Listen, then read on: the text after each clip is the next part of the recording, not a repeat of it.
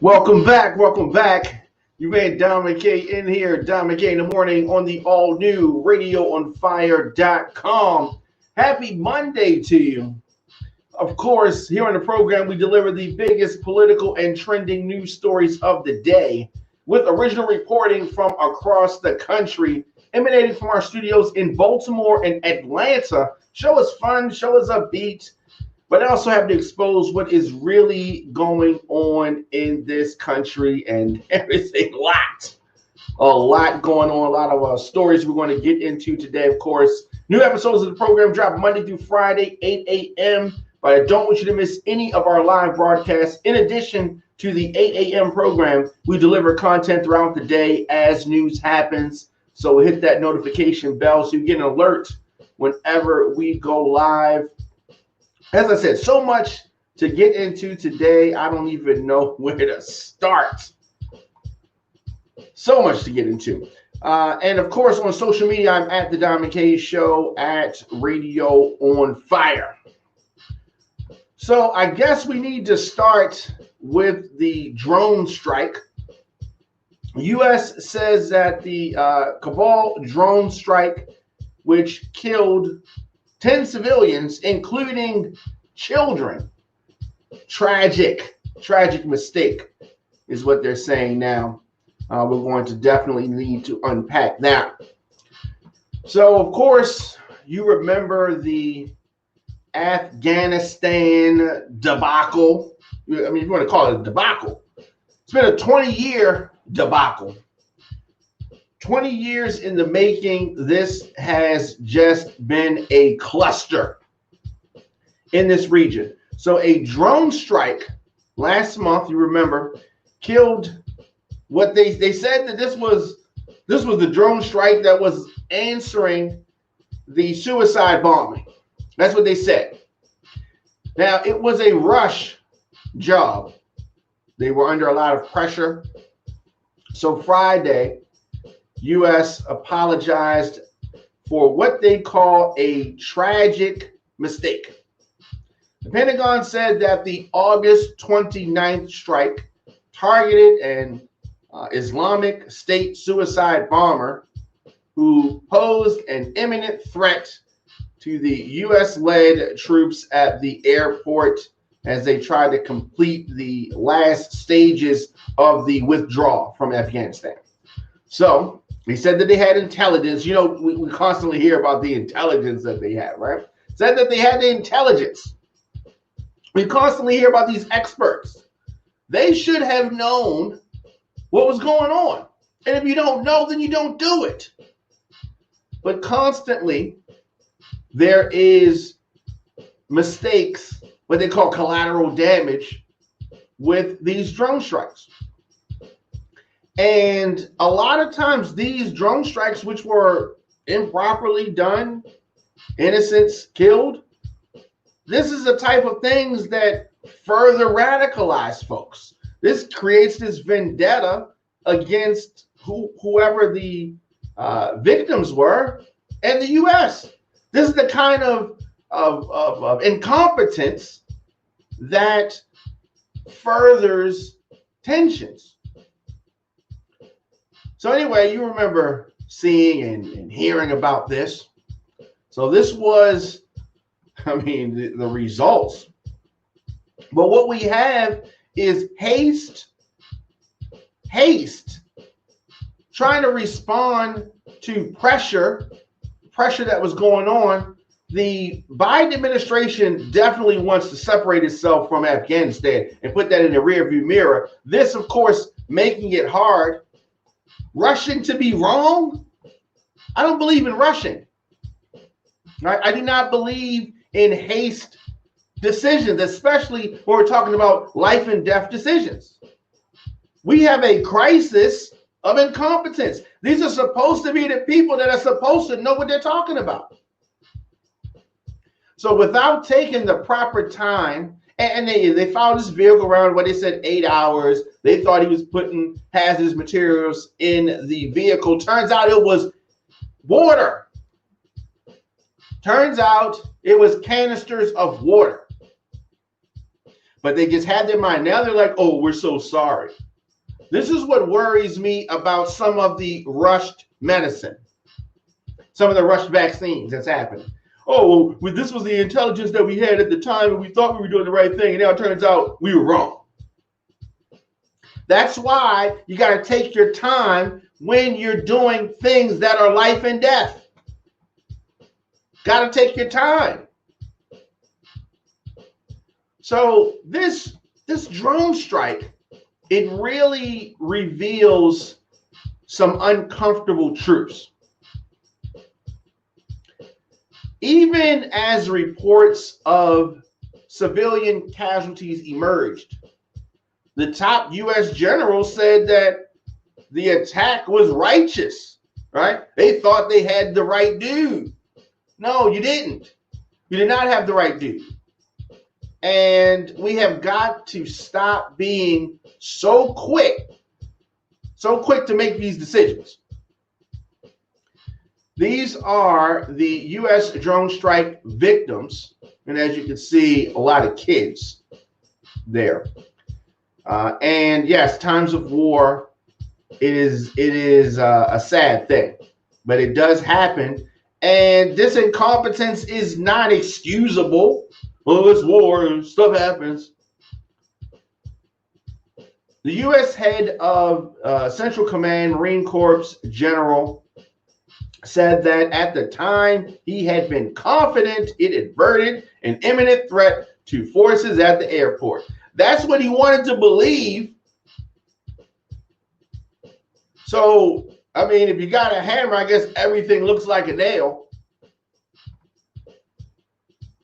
The U.S. often is unsure about who will die. They don't even know.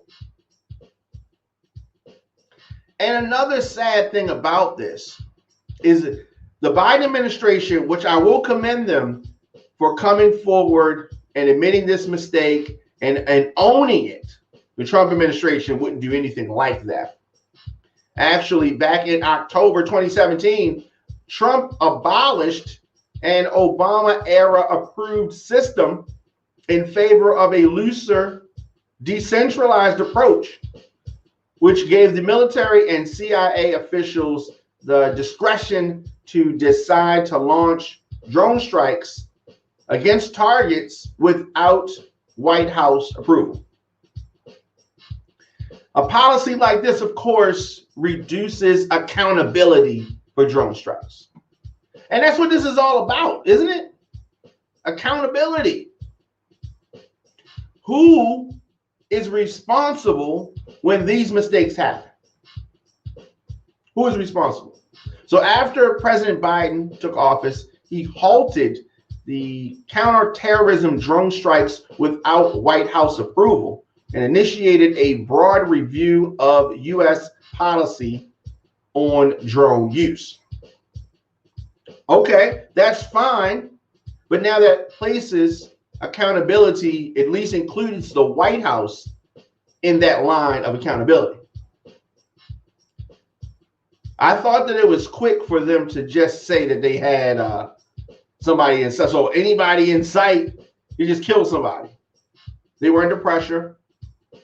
The airport was a debacle, and they needed something to have some good news reporting, and they did that.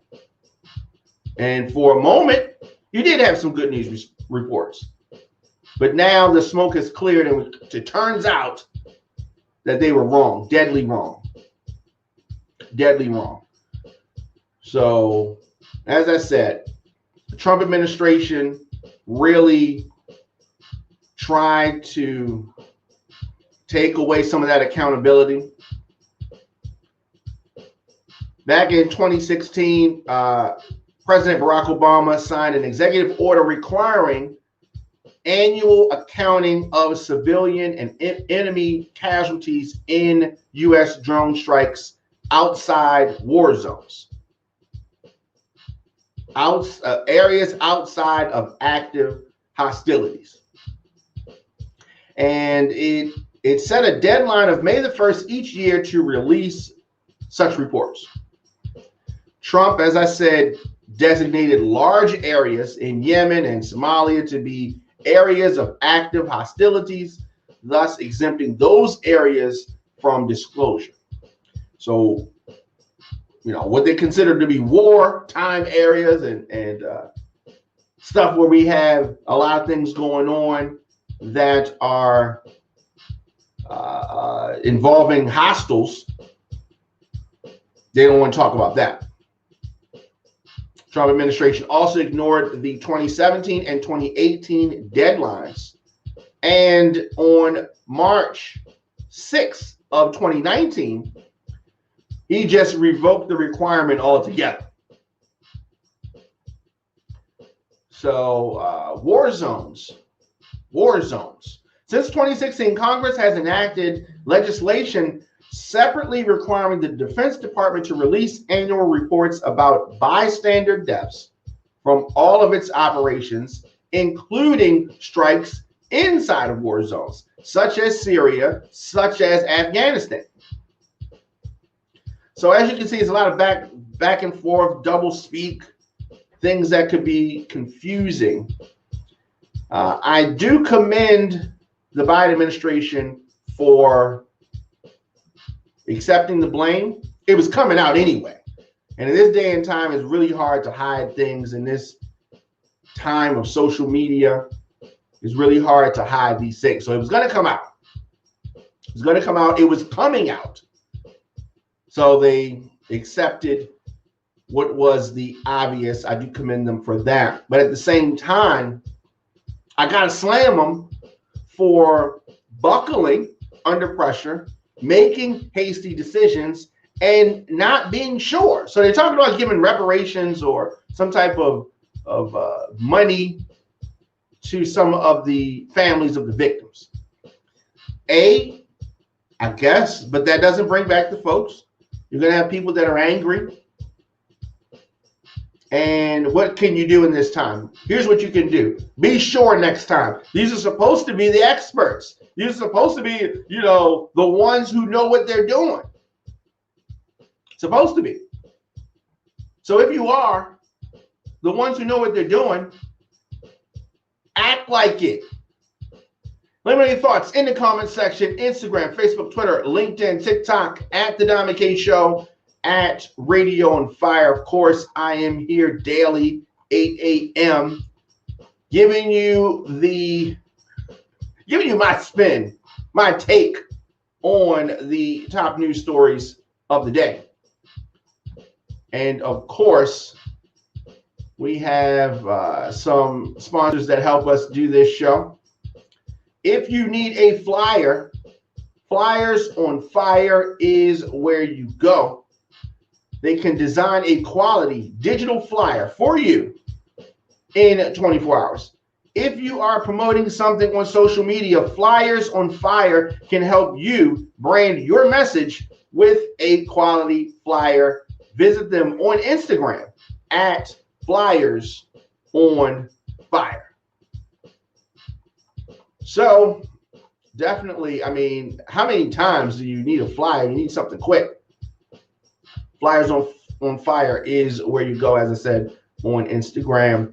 You can also get Diamond K in the Morning, which is a Radio on Fire production. You get the show on demand, Apple Podcasts, Spotify, Stitcher, iHeartRadio, Google Podcasts, YouTube.com/DJ Diamond K, WRF Radio. Download that app in your app store. Leave me a comment. You can scroll your timeline, attend a Zoom meeting on mute, all while listening to Diamond K in the Morning. Do that online shopping, whatever you got to do. Hashtag Diamond K in the Morning. We're going to take a quick break, and we're going to come back with more of the program after this.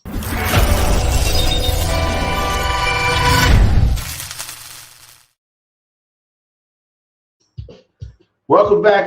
You man Diamond K in here. Diamond K in the Morning is brought to you in part by jstoverbeauty.com. I want to talk directly to my ladies out there. If you are looking for those must-have beauty products, look no further. jstoverbeauty.com has quality wigs, Indian hair extensions, virgin hair extensions, professional hair care products, edge control, flat iron mist, mink eyelashes, satin wig bags, wax sticks, lace concealer, lace tint, and so much more. JStoverBeauty.com does custom wig making, maintenance, and revamp services. You can check them out on social media. JStoverBeauty on Instagram, JStoverBeauty LLC on Facebook. Be a girl with mind, a woman with attitude, and a lady with class. Visit JStoverBeauty.com. And of course, we are back. Your man Diamond K in here, Diamond K in the morning on the all new radioonfire.com. So there was a whole lot of talk about it, a whole lot of hoopla. What am I talking about? The justice for the J6 rally was underwhelming. Police actually outnumbered the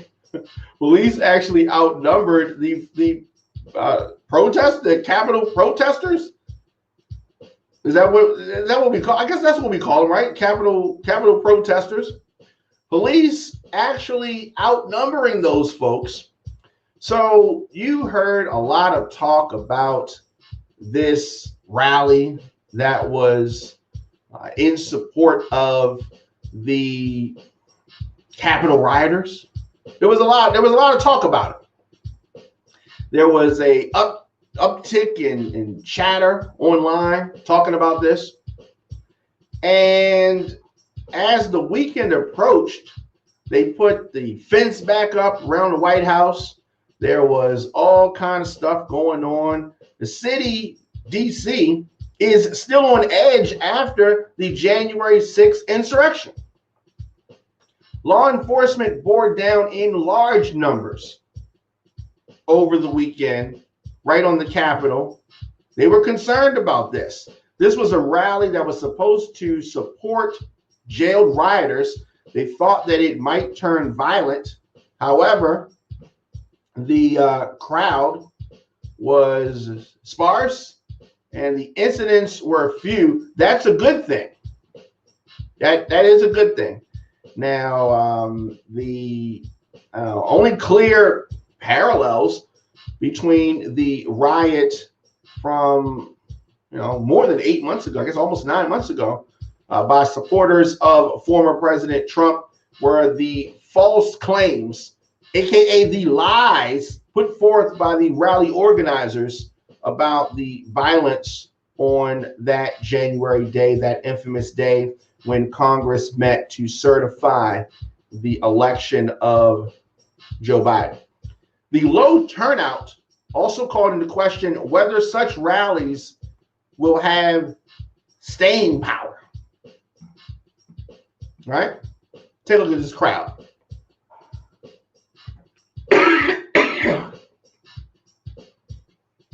Very small crowd there. And as I said, this low turnout has people questioning the impact of such gatherings without the presence of the former president. So law enforcement was prepared for a lot more. They were prepared for some type of a confrontation. They erected a big fence around the Capitol, had heavy dump trucks, but local police and the National Guard were on standby. Thankfully, they were not needed. Now, if there are other rallies coming up, that doesn't mean that they need to downplay it and get caught with their pants down. That means that they need to be ready. They need to take these incidents, these threats, seriously. Security might have been unnecessary in the end, but the volatility around this lie that the 2020 election was stolen, which it was not, the presence of extremists, white nationalists, and these racist groups on January the 6th have made it impossible to predict how these events will go. So we have to be ready. We have to be ready. So U.S. Capitol Police said that they received intelligence, leading up to the weekend, and that was similar to what they missed on January the 6th when law enforcement was only expecting a free speech protest. Got much more when the Trump supporters violently stormed the Capitol. So lawmakers, including those that voted that day to challenge Biden's election, avoided the rally. That was smart. The counter protesters, which there were, and that was a concern, they stood by and jeered.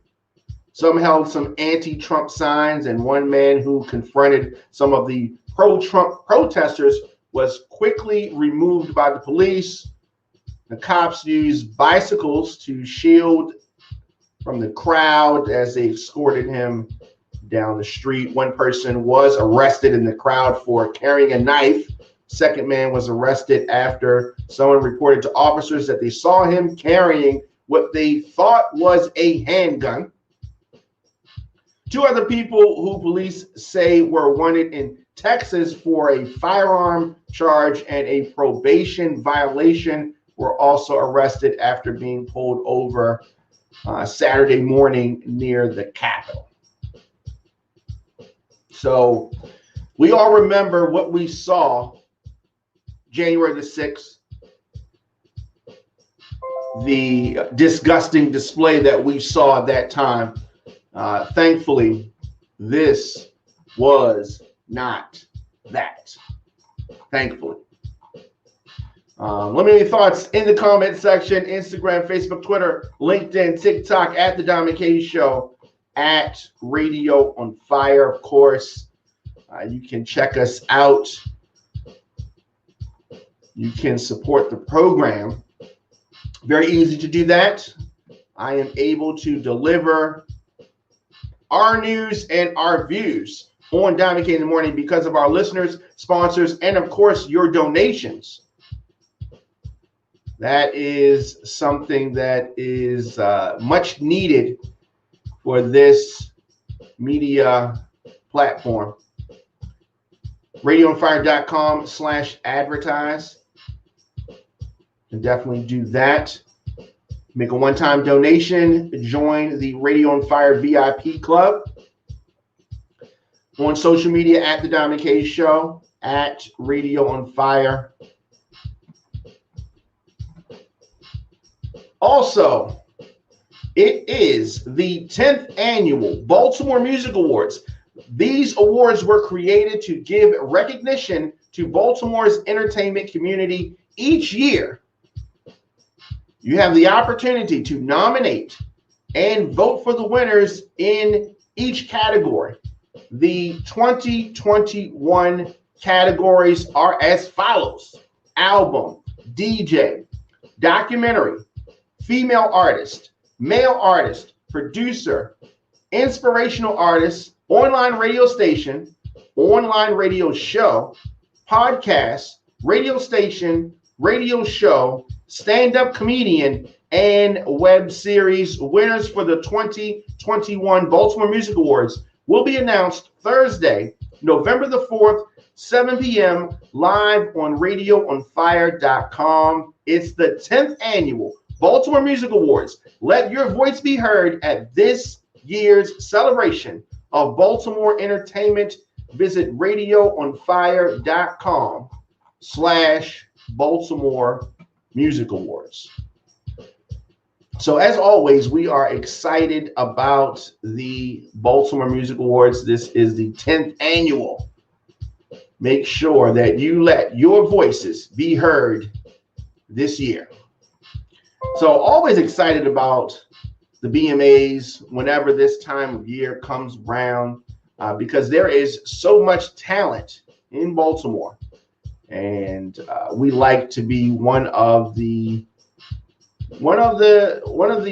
many opportunities for artists to be recognized. There are other shows here in the city, and I support all of those shows. To do this, take a quick break. Come back with more of Diamond K in the Morning after this.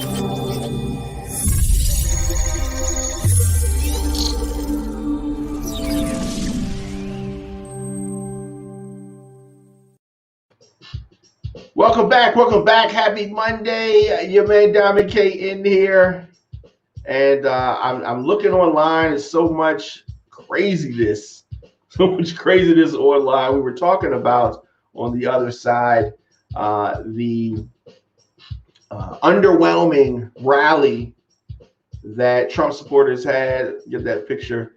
Trump supporters over the weekend had this rally that they were trying to support the January 6th insurrectionists, the traitors from January the 6th that stormed the Capitol, the Trump supporters.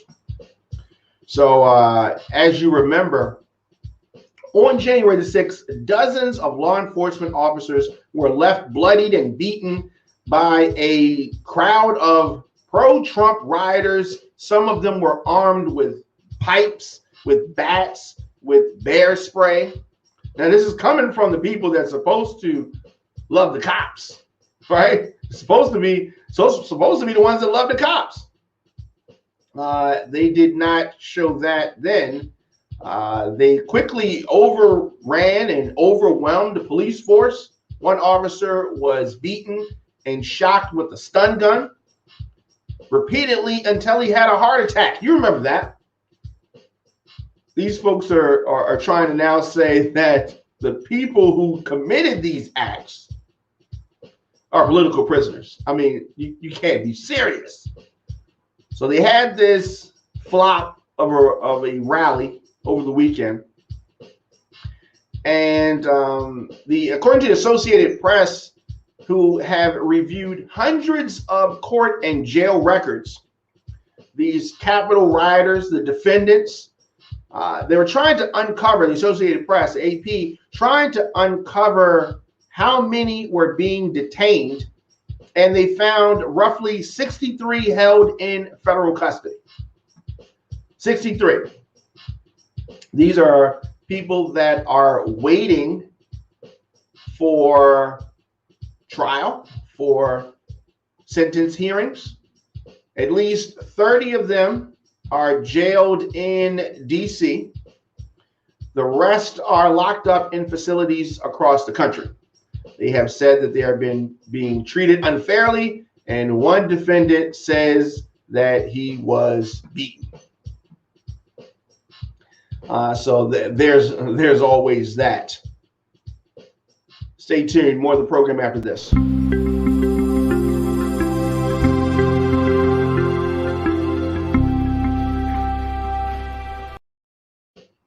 Welcome back. Diamond K in the Morning on the all-new radioonfire.com. So the border is always something at the border. U.S. has closed parts of the Texas border. There has been an influx of Haitians trying to come into the country. They have begun flying Haitians home. The United States acted yesterday to stem the flow of migrants into Texas by blocking the Mexican border at an isolated town where thousands of Haitian refugees set up a camp, and American officials began flying some of the migrants back to their homelands. I mean, the numbers here are just unreal. I mean, look at that. Unreal at the border. About a dozen Texas Department of Public Safety vehicles lined up near the bridge and the river where the Haitians have been crossing from Mexico into Del Rio, Texas for almost 3 weeks. Migrants initially found other ways to cross nearby until they were confronted by the feds and state law enforcement. So the numbers is just crazy. Eventually, folks being stopped by Border Patrol agents who are on horseback and Texas law enforcement as they cross. Some Haitians carried boxes on their heads filled with food. Some removed their pants before getting into the river and carrying them. Others were unconcerned about getting wet. The numbers at the border, it's just, it is, it's sad because these folks, these are poor folks that are trying to find a better way in life. Mexico said Sunday that it would also begin deporting Haitians to their homeland. Government officials said that flights would be from towns near the U.S. border and the border with Guatemala, where the largest group remains. So what is going on here? Haitians have begun they've been migrating into the U.S. in large numbers for several years. Many have left their Caribbean nation after the devastating earthquake of 2010. Jobs dried up from the 2016 Summer Olympics, and many made the dangerous trek by foot, bus, by car to the U.S. border. And it is, they had to go through the infamous Darien Gap, Panamanian jungle, a lot of things going on there, and a lot of reasons why this is happening. But we have to get this under control. The borders have to be secure. So U.S. closing part of the Texas border as it begins to fly Haitians home. We've seen some of the photos, and it's sad. I feel bad for a lot of these folks. I feel bad for them. But there's a right way and a wrong way to do this, and it has to be done the right way. We cannot have our borders just overrun. So as I said as many times, there's some things that I am conservative about, some things that I'm liberal about. Call it what you want.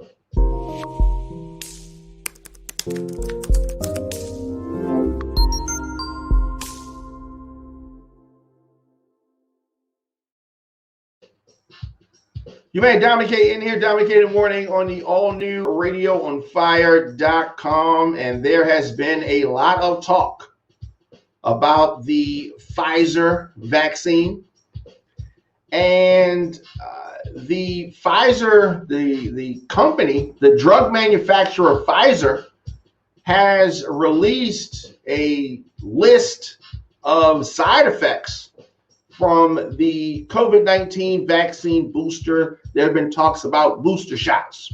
You heard the president talking about September 20th, it's going to be some booster shots, or the week of, right? It's September 20th. Booster shots, for the most part, are probably not going to be happening. So they're probably not going to be happening, at least not right now.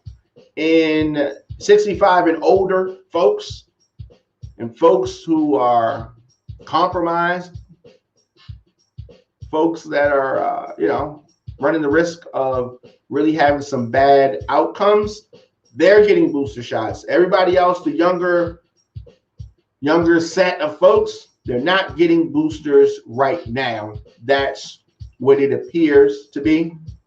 The FDA saying last week that the current COVID-19 vaccines offer significant protection against severe disease and death from coronavirus. So it is suggesting that there isn't a need for booster shots right now.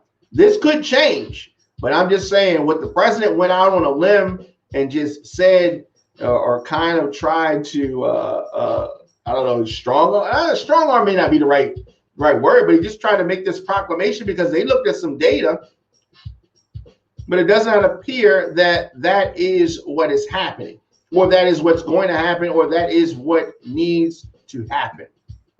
So as I said, Pfizer released some data on the side effects from their drug. And here's what it came up with. We're talking about the side effects from the COVID-19 booster shot. Actually, these side effects are very similar to the side effects from the second dose. Very similar. So the FDA also put out what the drug company said. 63.7% had fatigue, 48.4% suffered from headaches, 39.1% felt muscle pain after booster shots. This is in 306. So the company said that most of the symptoms were mild. They said that most of the symptoms were moderate. Pfizer said that in 44 booster recipients out of 306 had at least one side effect. So it's a very small sample size. I mean, that's not a lot of people, right? It's not a lot of people. Overall, the data, according to FDA, indicate that currently the U.S. licensed or authorized COVID-19 vaccines still afford protection against severe COVID-19 and death. So that's the thing, and I don't want people to be confused. Yes, most vaccines, you would think, protect you from getting whatever the disease is. Currently, these vaccines don't necessarily prevent you from getting it. It kind of lessens your symptoms and lessens the severity. Some folks are not comfortable with that and want a little bit more. Most commonly in the vaccine booster shots, they're talking about swollen lymph nodes. Pfizer hopes that the FDA will approve the third dose of its vaccine in folks 16 and up. But as I said, that has not happened just yet. So we talked about the side effects, according to Pfizer, from its COVID-19 vaccine booster, and those turn out to be very similar to the second dose. So we're going to continue to follow this, of course, as more news comes out. Stay tuned. It's Dom McKay in the morning on the all-new RadioOnFire.com.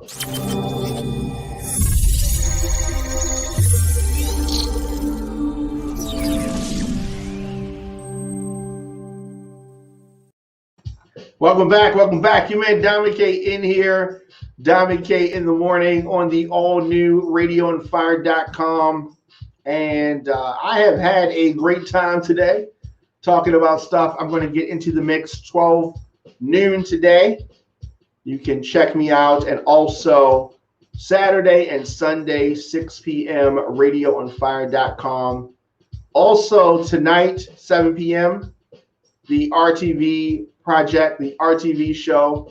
A lot of things going on there. If you want to get in touch with me, DJ Dom McKay at gmail.com. Of course, at the Dom McKay Show, at Radio on Fire.